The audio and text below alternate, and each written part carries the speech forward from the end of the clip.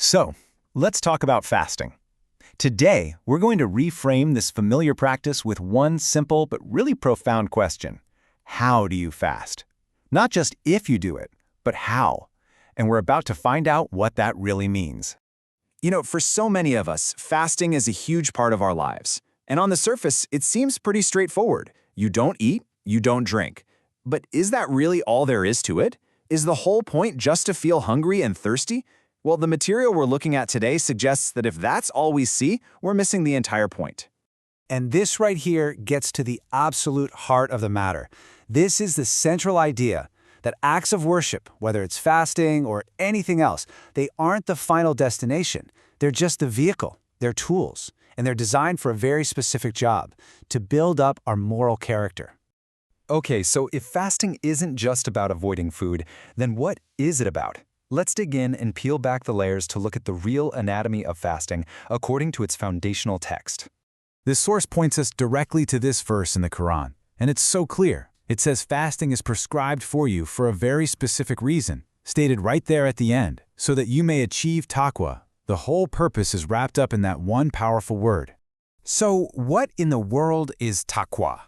Well, for a long time, it got translated as fear of God.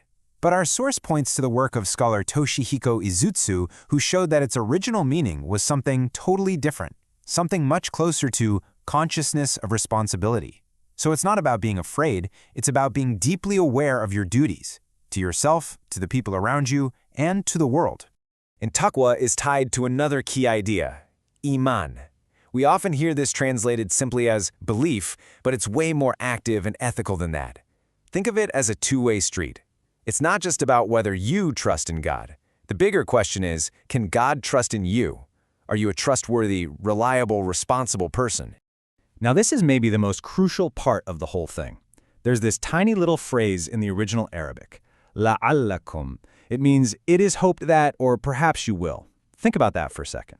It's not a promise, it's not a guarantee that if you just go hungry, you'll automatically become a better person.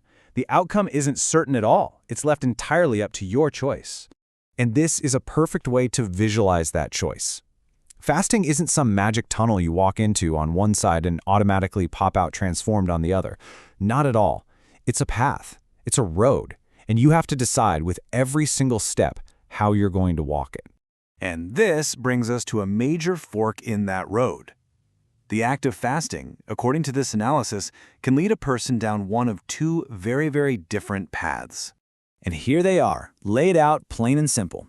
You can take the path that builds a sense of responsibility, or you can take the path that builds a sense of arrogance. Same action, two totally different outcomes. So, the path of responsibility. This is the intended purpose. The idea is that by feeling hunger, you develop real empathy for those who feel it every day. By confronting your own weaknesses, your short temper, your impatience, you find humility. This path is supposed to make you a more conscious, more connected, and just a better human being. But then there's the other path. And this is where the ego hijacks the whole process. Fasting becomes a reason to feel superior to people who don't do it. It turns into a weapon for judging and looking down on others. You take a spiritual tool and turn it into a badge of personal privilege. And in the process, you miss the entire point. And here's what's really striking. The source suggests, based on a lifetime of observation, that for every one person who uses fasting to actually increase their sense of responsibility, 99 use it to increase their arrogance. That is a truly sobering thought. Okay, so if the ritual itself isn't the real goal, and it can lead to such different results, what is the true measure of a person's worth in this way of thinking? Because the path of arrogance has dangerous consequences. A person becomes, as the source puts it, a guard of others' throats. They start policing other people's behavior. They totally forget the countless valid reasons someone might not be fasting. They could be sick, or traveling, or pregnant. Compassion gets thrown out the window and replaced with judgment. This leads to a really fundamental question. If you can't just look at someone's prayers or their fasting to figure out their worth, since those things can be used for arrogance just as easily as for humility, then what is the real yardstick? And the answer, amazingly, is right there in the Quran.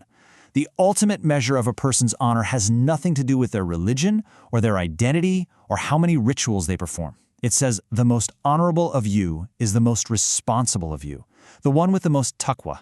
Period. It all comes down to ethical conduct. So really, it all boils down to this.